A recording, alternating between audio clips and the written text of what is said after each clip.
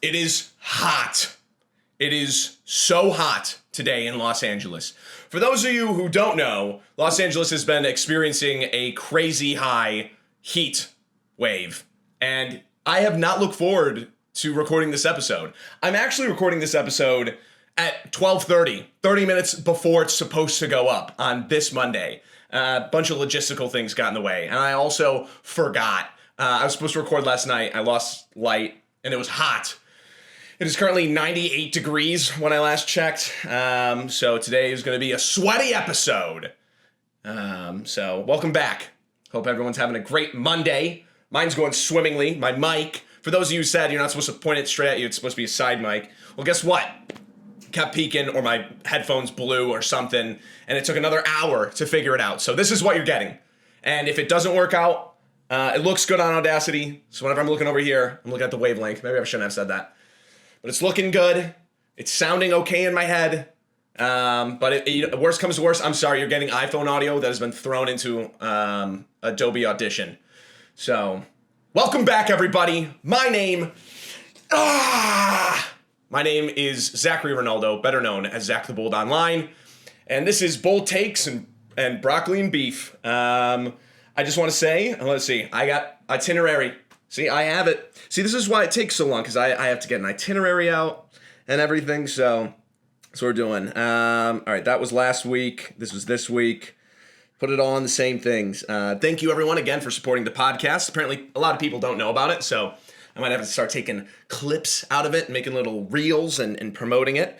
But I just like it's very intimate between us. Guys, 2 weeks in a row, we are #1 podcast on Spotify and on Apple Music. A couple of people, NPR reached out to me and they said, like, how do you do it? And it was just like, you just have to be, you have to be very careful with your words, how you present yourself. You really need to be professional. There needs to be a level of professionalism with your audio shows. And they tried to get me on. They offered me about $250K a year, and I turned it down. Because to me, this is not about the money, right? If I could, I'd be paid in Arby's beef and cheddars. I would. I think if everything went down like a Fallout, like it wouldn't be bottle caps. It would be like Arby's beef and cheddars. And that's fine. Another update is some dummy hit the vehicle gate outside my apartment, so it's loud. You're going to be hearing that all throughout the episode, I'm sure. I'll try to edit it out, but they have not fixed it yet, and it clangs when it opens and it clangs when it closes.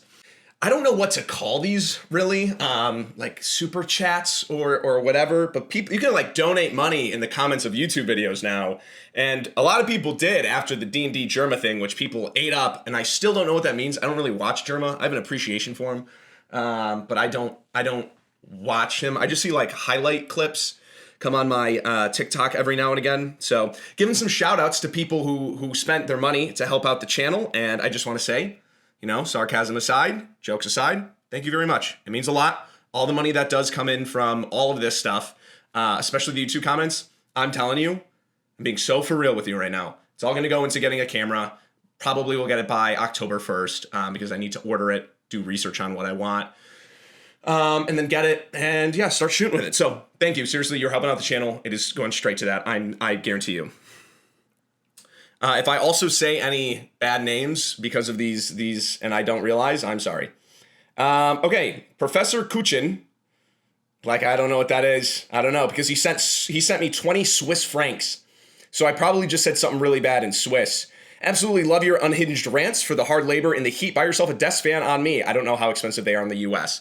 $20,000 for a desk fan. So if you could send me whatever the equivalent that is in Swiss francs.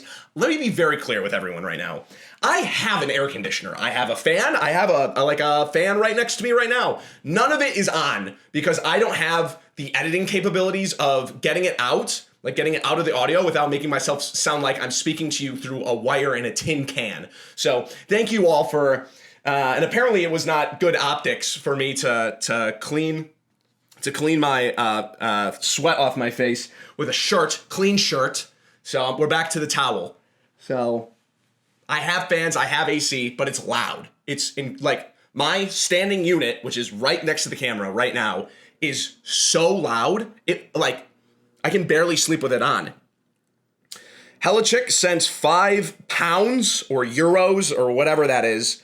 God, I love this podcast. It's so refreshing. I feel like I'm on a call with a friend ranting and shouting right at the screen. Keep it up, buddy. Thank you so much. I really appreciate it. Like I said in the first episode, this is how this came up because I was white knuckling my steering wheel listening to D&D Courts, and they have great opinions and they're much more articulate than me and very funny. But I was like, can we be serious for 5 seconds and just talk about, the state of this game? Thank you for the £5. Zach Raygon sent me $5 for Zach's air conditioning fund. Love the content, by the way. Thank you. I have an air conditioner. It's too loud. Safer Sephiroth 2001 sent. Now, I don't know if this is a bit or they can get it back. Sent me $100. Sent $100. And let me be very serious right now. Thank you. That is super nice. Like I said, straight into the camera budget. And that is not just for the show. Let me be very clear. The podcast is not my main focus. I love doing it. I love that you guys love it. But it is not the main focus of my channel. Always will be producing, directing, writing, acting, being a visionary of what it means to be a short form TTRPG creator. This is something I wanted to do, and it's fun. So all the money that does go in, it's not going to AC, I have it. It's not going to the towels, I have it. It will go back into getting a camera, which I'm hoping to get by October. So I'm sending that for myself as well. Scroll Bars sent $10. Let me say for Sephiroth, thank you for that donation. Thank you. Scroll Bars sent me $10 for the sweat towel fund. I have a sweat towel. I have plenty of towels. At the time of me recording, I did not clean enough towels. All right, so I had to use a clean shirt. There's nothing wrong with that. I don't even know why I put this. This guy didn't even donate any money, but Brad Noggle 1025 said, WTF, I just realized this guy isn't Peanut Butter Gamer. So thanks for that. Yeah, but what are they called? Fancy Boots? What is that? What's that channel collection called? They have yet to reach out to me, so we'll see. I'm hoping soon. Nadava 7598 sent 15 of some kind of currency, which I don't know what it is. Love your content. You sound like you just lost 5 games of ranked Overwatch before you pressed record. Trust me, it's more like I got flashlights bully squad on Dead by Daylight more than anything. Mr. Coffee 8496 sent $25 saying, I made a monk who wears a bee costume like Batman for my buddy's campaign. On a scale from 1 to 10, how cooked am I? I mean, fake bait wings, bee mask, yellow and black tunic. He's B-Man. Yeah, I know for a fact your DM probably loves it. And since you sent me $25, it's a great idea. Keep doing that, please. I'm sure that he is so happy about that. Did I just hit something? I'm sure he's so happy about that. Pajama Demon 7346 sent $2 and said D&D Germa. Thanks for that. And then I don't know if this was this was just another comment I'm shouting out. Avery Swanson said, I wanted to play a drinking game to take a shot every time Zach pointed at the screen aggressive at me, but I was under authoritarian 2-drink limit. Another banger episode, King. Thank you so much. Yeah, I can't believe it. I just sorry. I'm a bit of a I'm sticking to my guns here. I am with the drinking thing. Another announcement: Chaos Theory first official episode has dropped. It's not what is it? It's not an exposition episode. It's not a prologue. It's not a prologue episode. These are the episodes dropped. Check it out wherever you find podcasts. That is Chaos Theory. Okay, I have a couple of comments and takes from the last. These aren't comments, but it's kind of just overall. And I, for those who do keep up with both the podcast and my short form stuff, I made a video based off of a concept that I talked about on last episode's podcast.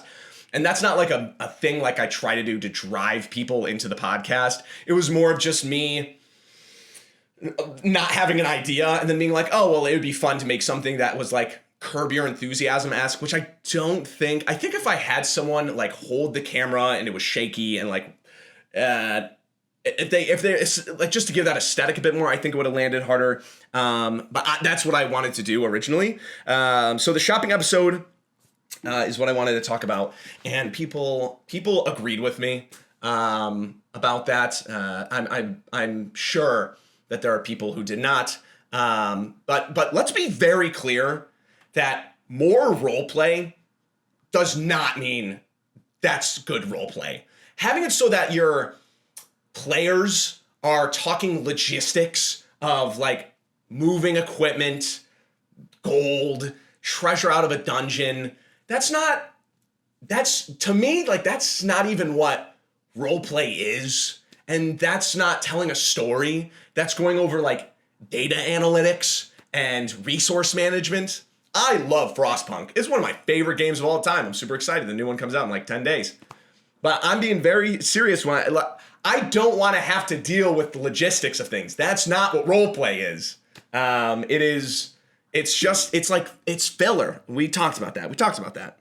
The other thing is all of the intellectuals in my comments these aren't hot takes. This isn't what hot takes are. These are just exactly how the game's supposed to be played. There's going to be a point when you start playing with a multitude of different people, and maybe you won't, whatever, you'll stay with your home game the whole time. People play this game so different than you. And there will be a moment when you're trying to have like a good role play moment at the table, and someone goes, "Can we get on with the story?" And they'll interrupt, can we get on with, some of us want to finish this book. Some of us want to go on to the next thing. And you're gonna be like, your mind is gonna be blown. It's gonna be blown, because what else is the game? And I think people who are coming at me being like, "Oh, it's called bold takes and bad tempers and there's nothing bold about it." Well, no duh, dude. No duh. Because we play a certain kind of game, but TTRPGs can be played in such a multitude of different ways that you can't even quantifiably understand how other people play it. So you're coming at me, "These aren't bold takes at all." Well, guess what? The friggin' 40-year-old dude I play with, who's been playing since first edition, that's telling me that I shouldn't have a backstory and that we have been role-playing too much and looking to play more combat.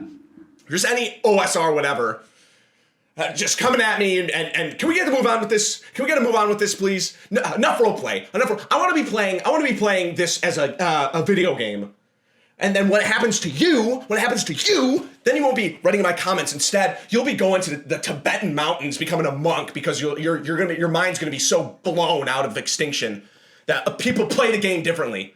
Well, this content creator has too many good takes, and it goes against the title that he made up 2 hours before the first episode aired. These aren't bold enough takes. He wants me to. What do you want me to be saying right now? What do you want me to be saying? I'm telling you how I play the game because I know so many other people play it differently. These aren't bold enough takes. Get a hold of yourself. What are you talking about? Okay, and then this is an actual comment. One other person said this on my last episode, because I didn't have a full grasp of what an OC was. I'm like actually I might pass out. I'm sorry. Quick interruption. We're 14 minutes in, haven't even gotten to the questions.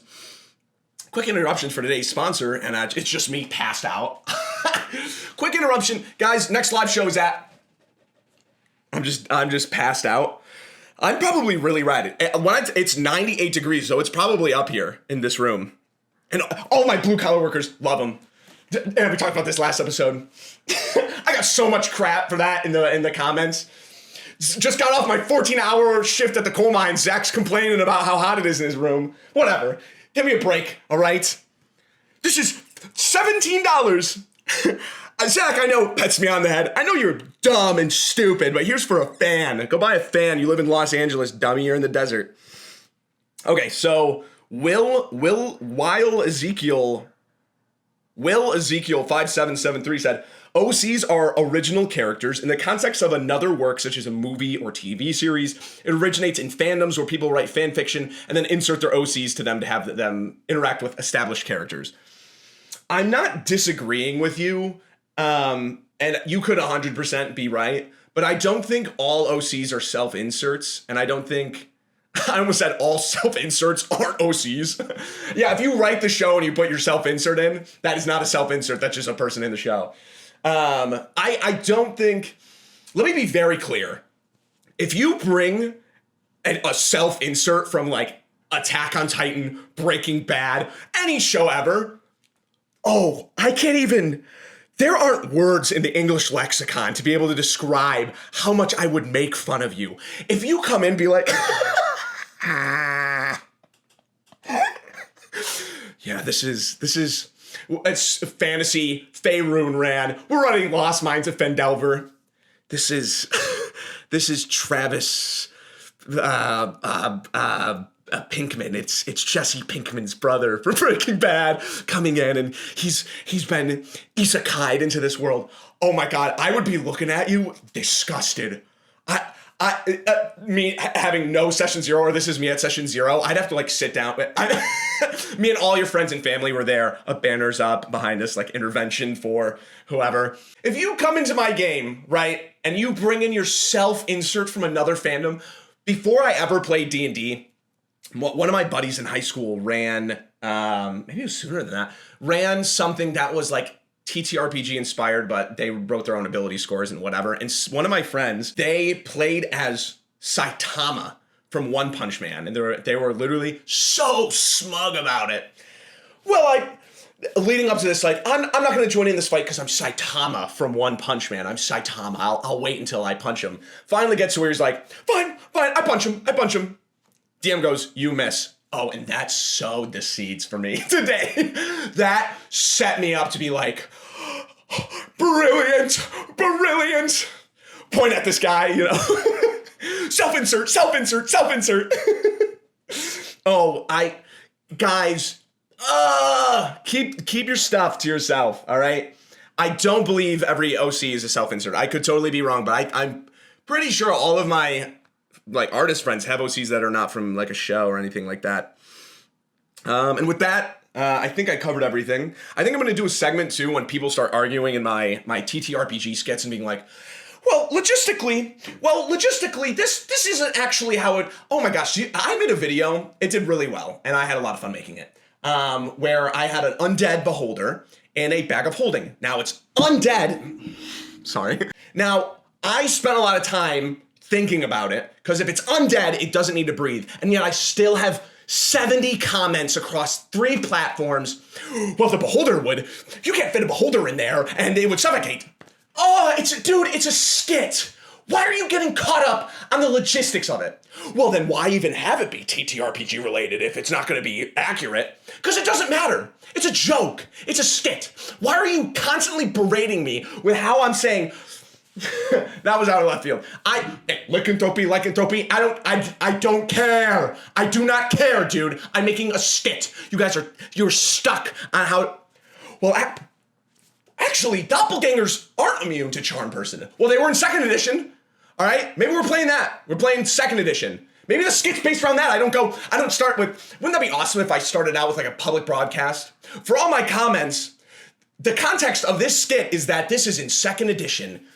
The context of this skit, I'm going to start narrating. Afterwards, I have a skit. I shoot the whole thing, and then I have director commentary. Now, when I was looking at this, I knew we would have to have a doppelganger, but doppelgangers weren't immune. Dude, who cares? Who cares, man? It's a skit. Whatever. I've been holding on to that one for a little bit. Let's get into the questions.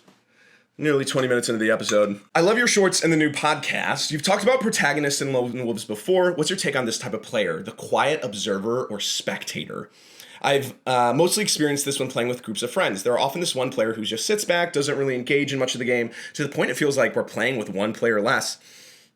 That still listen and speak when directly confronted with a question, but never step up or take the lead. And when the rest of the players are quiet, even when the rest of the players are quiet.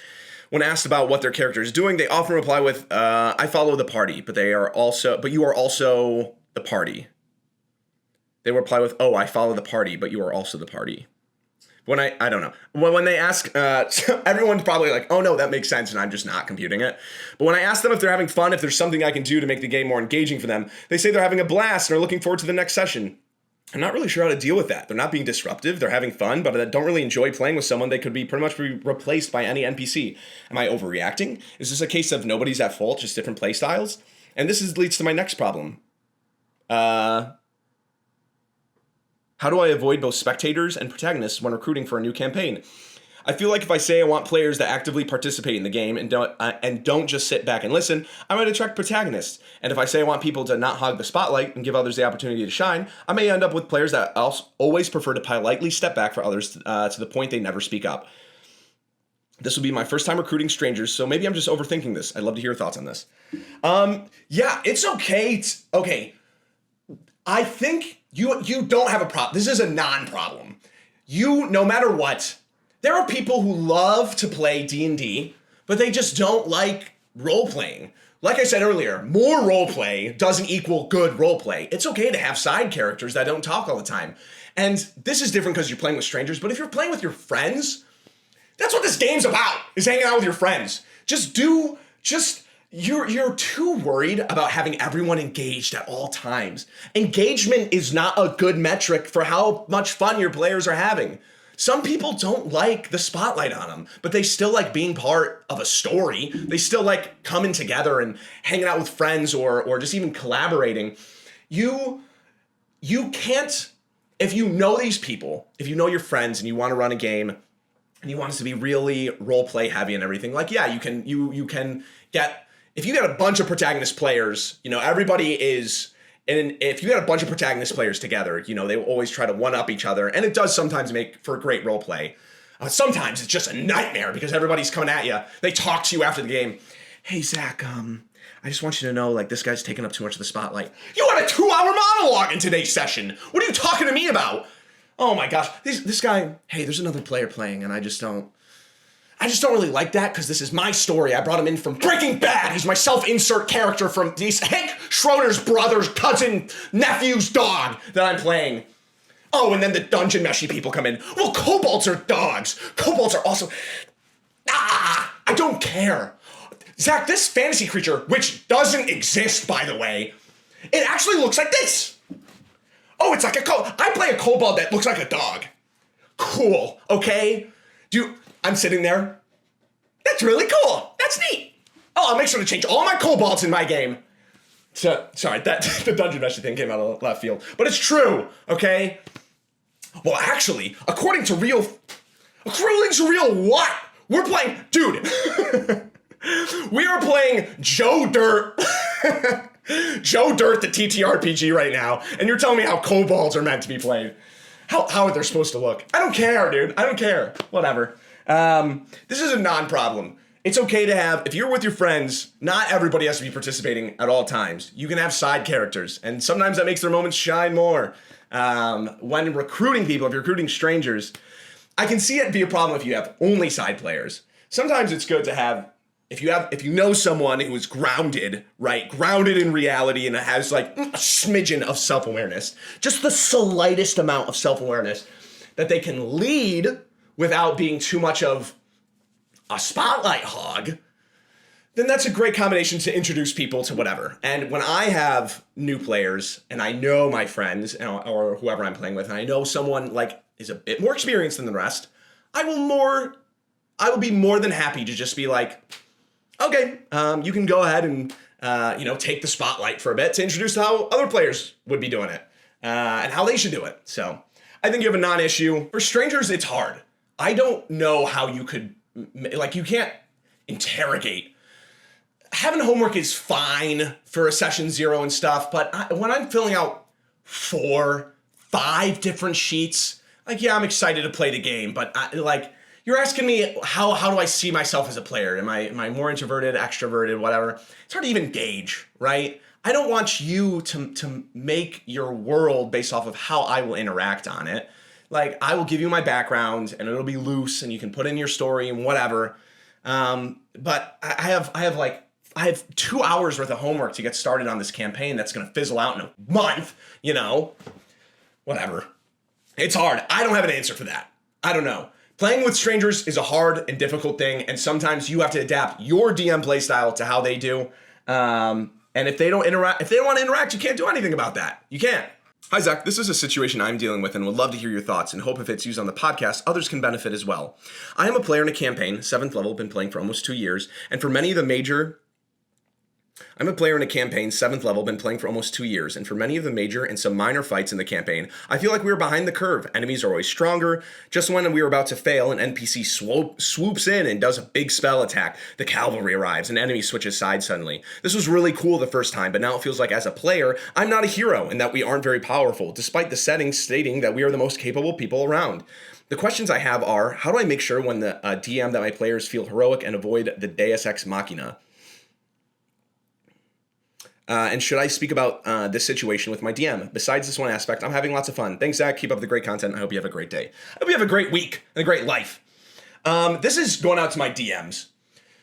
When you have to realize that so when you are a DM, when you are a DM, you feel obligated to switch up your combat and always make a way out and make sure that it's different and includes different elements enough that it keeps your players engaged. It's awesome if you can talk to a player out of a combat, right? And you go and you're like, oh, I speak to this enemy or this monster or whatever, animal handle them or whatever, and made it so that I can end the combat right away. Well, that's great for one time, but if you do that 2-3 times in a row, you're ending combat with one attack, essentially.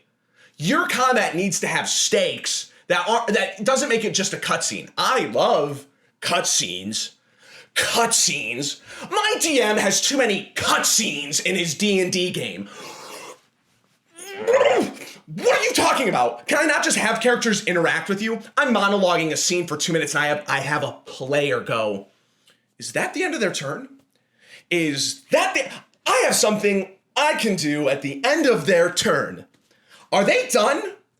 I want to leap over the table and wrap my fingers around their neck. And then they go online, my DM has too many cutscenes in his game. Oh, I want a Beetlejuice slap a bolted thing of iron around their mouth. What are you talking about, cutscenes? We don't have cutscenes. It's called roleplay. It's called telling a story. My DM has too many cutscenes. Oh my gosh. Meanwhile, during the whole time, they're on their phone, flicking through whatever, bored out of their mind, thinking about 17 different things, looking out the window. My DM takes away my player agency because they have too many cutscenes. That is not, what do you want? You want I'm not running an injustice campaign, right? I'm not running your sandbox. Well, oh my gosh, everything is so pre-planned with these cutscenes. I'm narrating the game. I'm doing my job. What are you talking about, cutscenes? Whatever. If any of my players are like too many cutscenes, get off my table, dude. Get away from me. Oh my gosh, that would be worse than.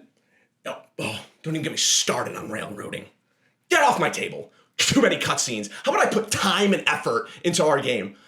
Go play it down at the game store and play Adventures League for 3 hours, which I do, which I'm doing tonight. You know, that's the game you're looking for. I put time and effort to make these interactions with there's too many cutscenes.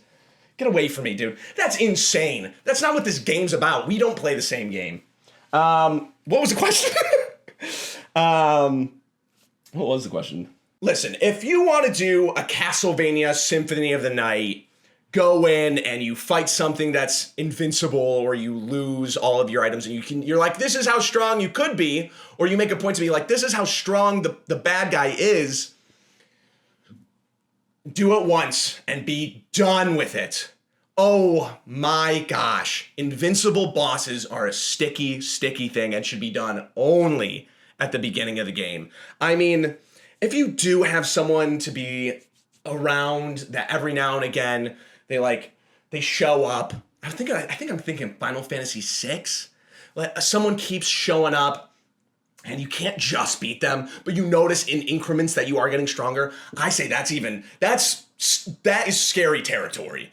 Your players need to feel like heroes. And if there's two ends of this spectrum. One, you always have, and I'm not even saying like a DM NPC, I'm just stating in general, if you have someone come in and save the party, If that happens too much, your party, your heroes, sorry, let me be very clear real quick, your protagonists of your story, that even though you yourself have written an outline and you know kind of where things are going, or maybe you have a sandbox and they're letting you do whatever, they're gonna feel like nothing. They're gonna feel powerless. Why is someone, we're level 12, why is someone coming in and saving us? On the DM side, maybe they ran a bad encounter. They're like, this is unfair. I shouldn't TPK my party here. I can understand that. You really have to make sure that doesn't happen again. Balancing, for me as a DM, balancing combat is one of the hardest things for myself. I'm either nearly wiping out my party, or it's so easy that I didn't plan for everything correctly. It's hard. I will admit that. It is very hard. On the other end of the spectrum, if you're looking, dude, I think I'm getting heat rash. I'm just kidding. I'm fine. I'm safe. I have my life alert right under this shirt. I'm not from Calgary, by the way. This is a brand that sent me a shirt. Thank you very much. Hashtag gift. Me in federal court. I said hashtag gift. I swear to God. me on the electric chair. I said hashtag gift. I know my commenters try to warn me. On the other end of the spectrum, if you are planning out to have it so that every single encounter is ended by something else or things are too invincible, your characters are going to feel so poor. I mean, if you even have it to where your combat is super easy, at some point, you might as well have Game Shark in, and then you're invincible, It takes out the stakes. So on one end, either way, you got to think about this as one problem. You are taking out the stakes of the game, because no matter what, if we fail, we'll be saved by someone else. And if we don't, then there is no problem of me just continuing on and motivating myself to continue to beat the bad guys, because we'll beat them no matter what. You can have a Grimtilda, Banjo and Kazooie-esque villain that continues to come in, and if they're level 10 or below, like it doesn't even phase the bad guy. It doesn't. You still have to be careful with that, and it should not be happening every time. If you are coming in and saving your party every time a TPK happens, and it's just luck of the draw that people played bad and rolled poorly, and you rolled really good, you can't save them, and it shouldn't be, because it adds so much if you end the party right there. And I will say, I've never TPK'd a party. I haven't. I'm just too good at balancing encounters, and I've never once had a Minotaur come in and Dragon of Ice Spired Peak and cast major healing word. Never once. I'm the Steven Spielberg of running D&D games. I do no wrong. Sometimes you just gotta let it go. As they say, let your babies die. Is that what people say? I don't know. It's a tricky thing. Persuasion rolls on ending combat is awesome, but at the same time, you might as well be doing power word, eliminate all the tension in the game. And if you let them do it too much, it's not a good idea. It's not. So, I've been running this cyberpunk urban fantasy game for roughly 2 months now. So far, everyone's been having a great time. It started as mainly investigation-oriented game, but recently it's gotten insane. The city, Trench, awesome name, is basically crumbling at this point. My players have gotten really strong, dishing out a lot of damage each turn. One of them is a gunslinger that I mistakenly gave an antimatter rifle at one point, but it's made for some really cool scenes. An antimatter rifle it's a real thing in the player's handbook. It's in one of the core books. One shot from an antimatter rifle does 6d8 damage. And remember, a gunslinger has grit points. That makes it so you do insane things. Oh my gosh, this is really bad. So I decide to escalate the next combat encounter. Player is almost down. The enemy is actually a mind-controlled player. Ooh, hard thing to do. While the player under those effects is fighting a version of themselves in an ocean of blood in their mind. Cool stuff. It is cool stuff. So far, combat is going great. Intense, stakes, probably the riskiest encounter I've ever run. A player is struck and poisoned, bringing them to low HP. In that moment, said player completely shuts down and acts really annoyed. Not in a, damn, we can't beat this guy kind of way. They look at me and I'm a jerk for even considering damaging them. They do this every game I run. The second the encounter starts getting a little more dangerous, they start getting pissed. After the encounter ended, they say, They said, I swear if that got me to 0, you can imagine what they were going to say. I fudged so many rolls for these guys. I just wish this player would understand that they aren't playing an untouchable character. None of them are. Is there a way you deal with this? Yes, there is. You should level up your characters consistently enough so that you have the gameplay element of you are getting something done. There's a progression system. Now, items are very tricky. Items are very, very tricky. And especially if you have smart players like my players are, I would never even fathom giving them an antimatter rifle. I would do like a Metroid Prime thing where they're maybe on the final boss, they have to bring out this antimatter rifle that they've had. Finally, it works if they put some kind of material or something. This is just an example. That gives the last blow and it's super cool, whatever. 68's insane. And note that's every shot. I couldn't imagine with a gunslinger, you've really made yourself into a pit. And I talked about this in episode 1. You're to get out of that, you're going to have to narratively take away some of your character's magic items. And also, I think out of game, you should tell your players, hey, I have messed up. I have made you guys too overpowered, and this is just not the best thing to do. Or for a second, you can realize, oh, I make up everything here. So if I want their gun to jam, or if I want to have it so that they're fighting a mini version of a Tarrasque, then I will do that. I will make it so that they can in some way, get defeated. And what I am not saying is that you should stun any of your characters. I don't know when this question will come up. I despise stun with every atom of my body. People are DMs will be well, if I can't have stun, neither can you. Me as a player, oh my God, me as a monk main, I love monks. I will play monk till the day I die. I love monk. I'll be yeah, that's awesome. I was recently in a game where I casted Force Cage, and for those of you who don't know, there is no save on a Force Cage. The only way out of it is a 7th level spell, so it's a limited resource that you'll get once every 8 hours. You'll get once every long rest. Well, Zach, it's a 7th level spell. They're not just slinging those out every day. Imagine you can get those, logistically, you could get those you can get them 2 times a day. Imagine if you could get something that warps reality around you twice a day. Well, Zach, it's a limited resource. It's a 7th level spell. Yeah, they're level 13. Oh my gosh, that's not a limited thing at all. Are you kidding me? And I was playing in this game, big bad. There were enemies all around us. It was supposed to create crazy tension where the village is getting attacked and this big bad guy is something we have to concentrate on because it's wiping everybody out. And, I had Force Cage prepared and I knew that DM had not prepared me to do that because this is what would have happened.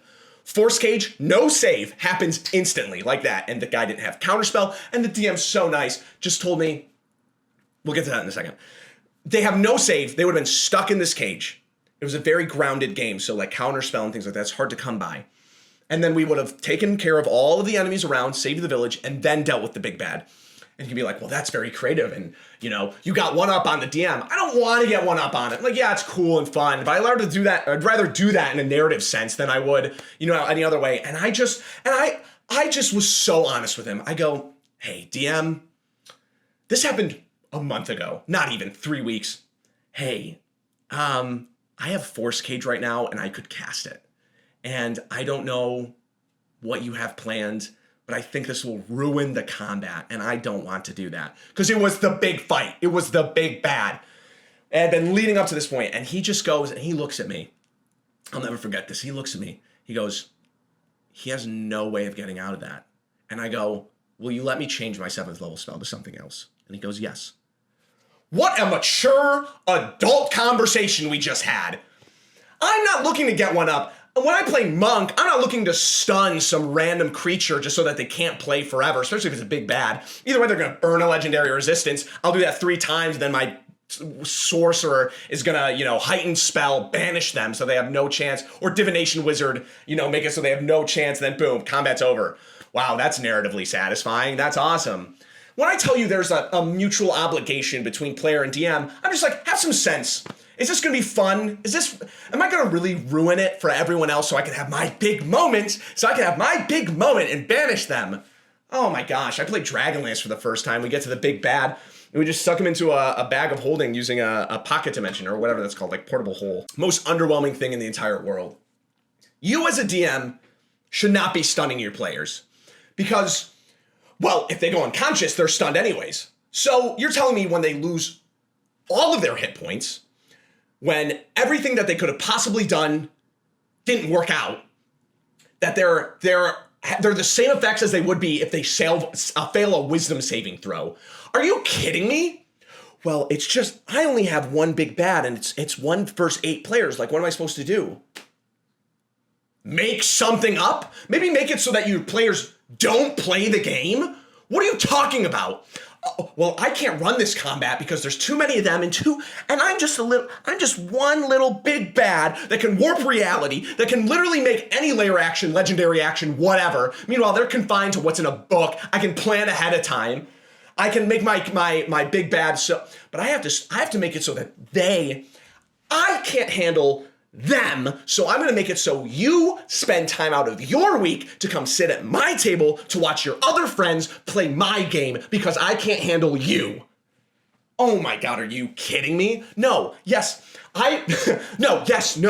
I will make it so that if you are knocked down, that's acceptable. I mean, I'm not going to make it so that you're a spectral ghost and can still do stuff when you're down. No way. Like, that's a punishment for misplay or, luck of the draw. Stun it's when we look at DM monsters and PCs, these are not the same thing. They're not. Because the DM plays everything and the PC plays the PC. So when you stun a DM NPC, right, they still can do everything else. When you stun a PC, they can do nothing.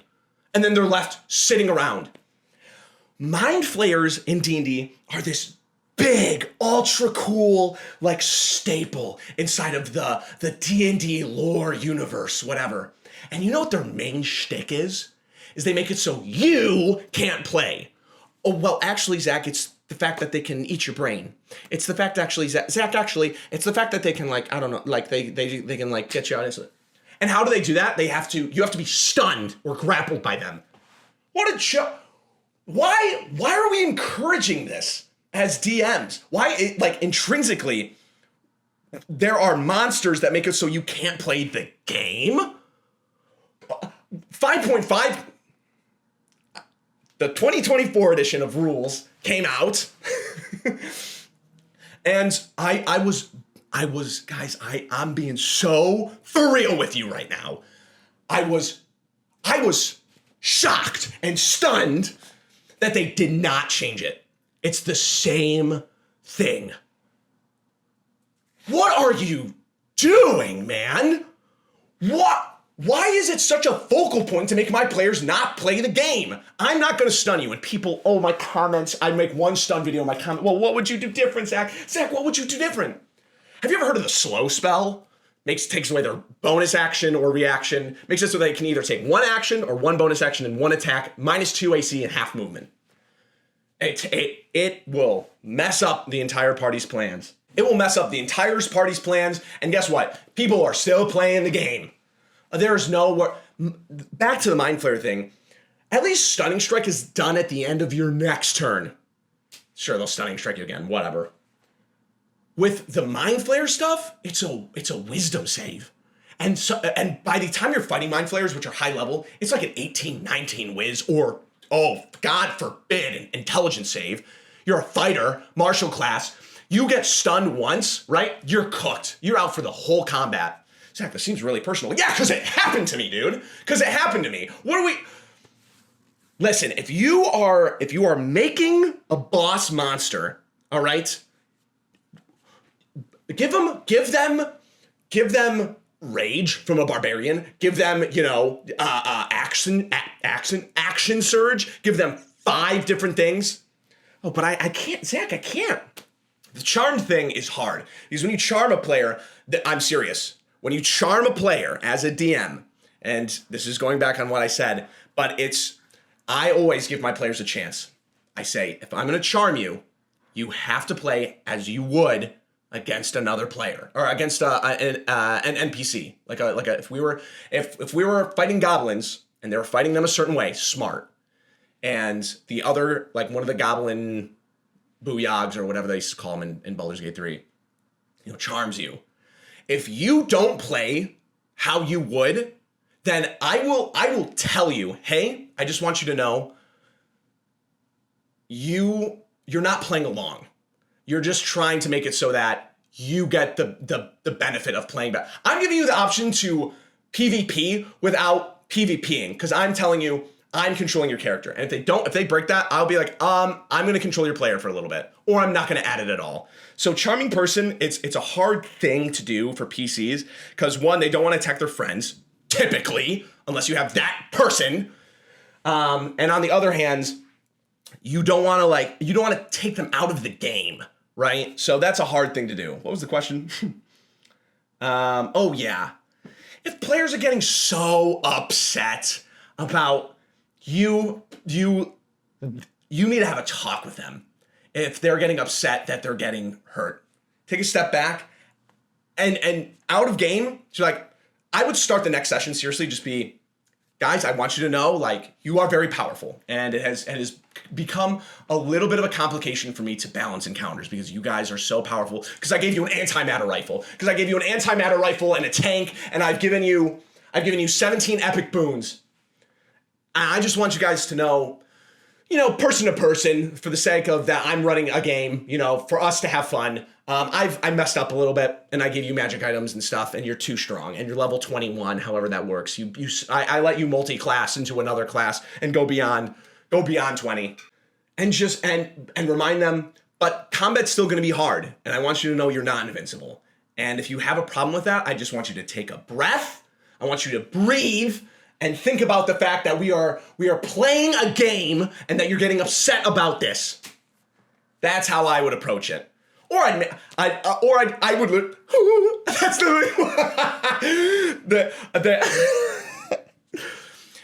if I got down, I would have. Yeah. You would have done what? Look, hold up a mirror. Yeah, DM, if my character got down, I would have freaked out and made a scene. Yeah, you freaking loser. Would you if your little character got down in our game that we're playing? Oh, Mr. DM, I don't know if you guys realize the shit I do to my players. Yeah? What would you do? Your character would be incinerated next game. And be like, all right, well, that sucks. Now what are you going to do? Oh, Mr. DM. Bro, we're going to the bar after this. What are you talking about? You were the best man at my wedding. Why are you getting so upset? If I lost my character. Bro, we've been playing for 2 weeks. What are you talking about? All right, last question. Hey, Zach, I've been trying to get back into D&D after a long hiatus, and I love all the changes. More focus on storytelling and roleplay. That's interesting. I wonder if you're saying, like, after X amount of years or something, more focus on storytelling and roleplay. Are you saying because of differences in actual plays? Characters that last longer. My problem is that I'm playing... Yeah, that's fast. Okay. My problem is that I'm playing online with randos only, and after just... I always find just a straw to break the camel's back with and end up quitting after 2 to 3 months. I want to give you some examples and want you to tell me if it is warranted. Game 1, missed one session, and in that session, the GM handed everyone out of a pot of 100,000 gold from the king to gear our characters with. There was no limit to what we could be. Veterans were pulling out broken combos, brooms of flying, and staffs of power, bags of holding, create nukes out of. Guys, why are we trying to be so overpowered there's no problem in the game whatsoever? Also, DMs, what are we doing handing out antimatter rifles and hundreds of thousands of gold to our players?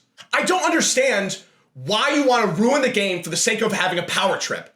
Are you breaking away from reality that much that you just want to just ruin everything? And the DMs are like, well, it's more of the story to me, not about the balance. No. You're gonna go play 10 candles or something. This is a game. It is a game. Focus on the game mechanics. Don't just make your characters...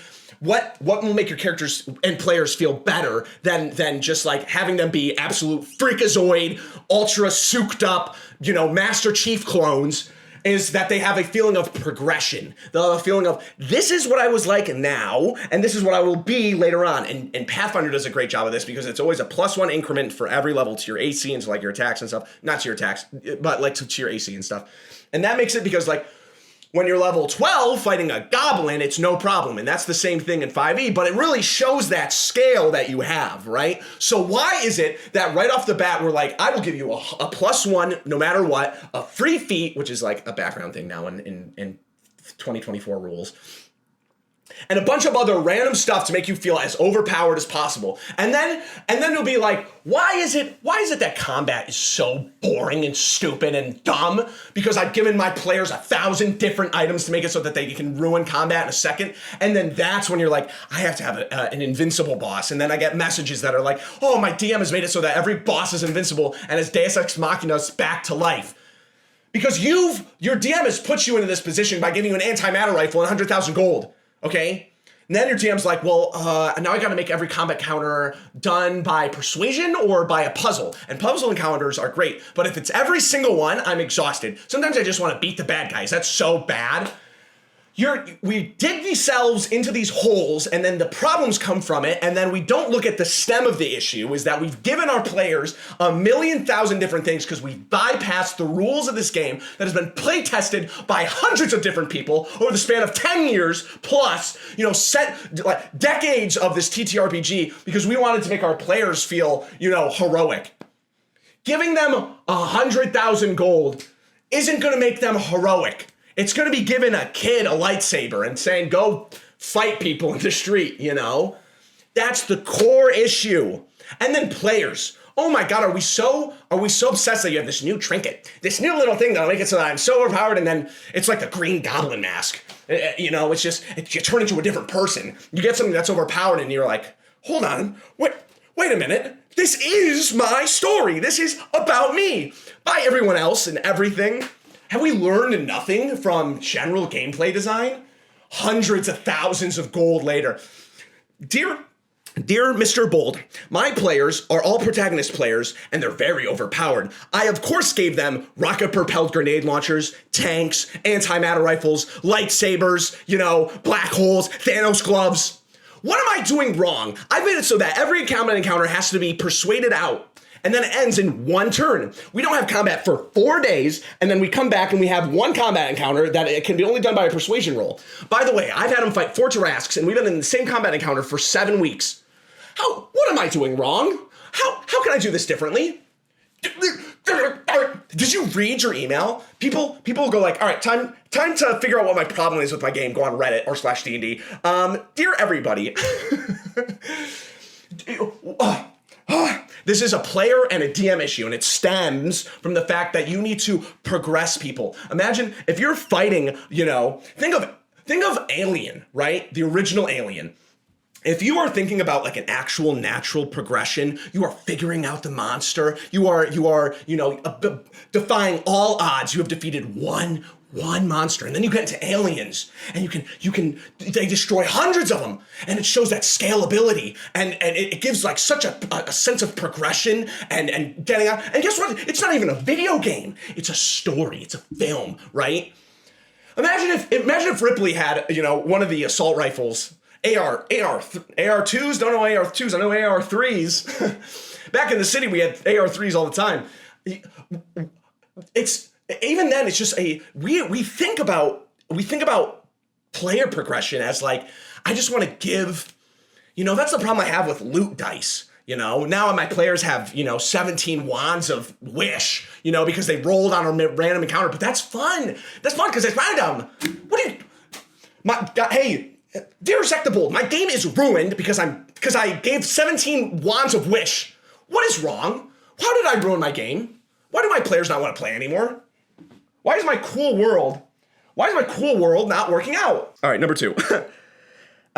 He also says we were level 2. Bags of holding and brooms of power, staffs of power, level 2. What a joke. Critical Role wannabe. DM was a Matt Mercer wannabe who really impersonated him while describing the dawn of a new day, and we would get upset that we weren't small talking. Oh, and they would get upset that we weren't small talking enough during long travel sequences, but nothing happened. Am I expected to make small talk for 2 hours of my time off? No. Listen, I try my best to be like a descriptive DM, whatever, but I have the sake of good game design, I try not to make it so that, if my players don't want to talk, cool. Like, that's why I have such a problem with being set in the middle of a town square. I'm blind. I'm blind and deaf in the middle of this town square. You're describing things to me and like little points of interest and stuff. So what am I supposed to like just be, oh, well, my character walks over here and this and that. Like, you can't get mad at me. Today's overall look is, more roleplay doesn't equal good roleplay. Good roleplay is when it happens for a story beat, when there's intention behind it. It's intent. There's the intent behind roleplay is the reason good roleplay exists. Someone's honking outside my house. Good roleplay exists for the sake of story. More interaction between my table, doesn't equal, well, that was a good session. They talked amongst themselves the whole time. Meanwhile, their talking is like, so if we move 100 pounds of gold from this cave to that one, and then I'm in the corner, I'm like SpongeBob with the suds, my eyeball is moving down my face. On r/D&D, have you added more roleplay? It's not, roleplay isn't this like wonderful end-all be-all thing that if your players are interacting with each other, if they're interacting about dumb, stupid filler, that's not good roleplay. That's just filler, as a storytelling point. If you have a cutscene, where you're talking about whatever filler, then that's a bad cutscene. That's a bad cutscene. If you have roleplay where they're talking about logistical stuff for an hour and a half or a plan, listen, I love making plans, and plans are cool and fun and whatever. But if we're spending 7 years on a plan just to do it, just do it. So most of the time it'll work out, or your DM has something else planned, it's dumb. But that's what I'm just saying is like, just get on with it. More roleplay doesn't equal good roleplay. It's okay if your DM wants to be like Matt Mercer, but they should not be getting mad at you because I have this whole setup where for 2 hours of the 4 hours we're playing once a month, people are going to be talking about nothing. Nothing. That is poor direction on your part, DM. That is poor direction. And sometimes you have all side characters, Who are you playing the game for? When I play with my friends, I can't get them to shut the fuck up. I can't get them to shut up. They're talking across each other and bickering and whatever. But I don't have them where I don't like give them, how are we going to move? I'm running a steamship campaign. And I'm giving them upgrades in the world, and I have it just where the crew comes over and we'll deal with the logistics of it so I can get on with the story. Why are we so caught up on... Why is it that my players won't talk to each other? Why is it that I gave them the schematics to the tavern they want to build to run a dating simulator, and they don't want to do it? How do I make them roleplay more? That's not what roleplay's about. So what, you guys are taking all the ingredients and eating them one by one. Bake the cake. Put it together, Read the recipe. My dear, eating up the different things. Oh my gosh. Wow, this episode ran long. I'm sorry. I yapped. I think the heat got to me a little bit, I'll be honest with you. I thought it would add a little bit to the intensity of the entire thing. It did not, but I also don't want to philanderize myself. So thank you for tuning in. Sorry for the late episode today. This is probably going up what time is it right now? This is probably going up 4 or 5 Pacific. I love you all. Things are changing up with the channel in just the sense of not because of the podcast, but like I have been making videos the same way for the last year where it's like I think of something, I'm inspired by it, make it day of. I can't be doing that anymore. I got to really plan stuff out, and this is just a look behind the screen. And I just got to plan things out, write scripts more, have more production days, not like work more, but just be more intentful behind it, because last week was a slow week because I made something on Monday and it wasn't good. It wasn't a good video. And then it's like, wow, okay, well then I don't have anything. I don't have time to record until Saturday.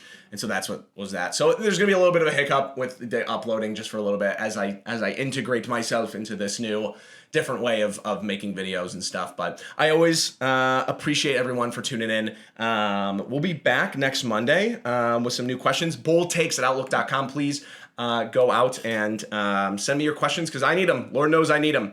Have a great Monday and a great week, and I'll see you next time. Be bold, be brash, be brave, and yeah, make fun of your players. Bye.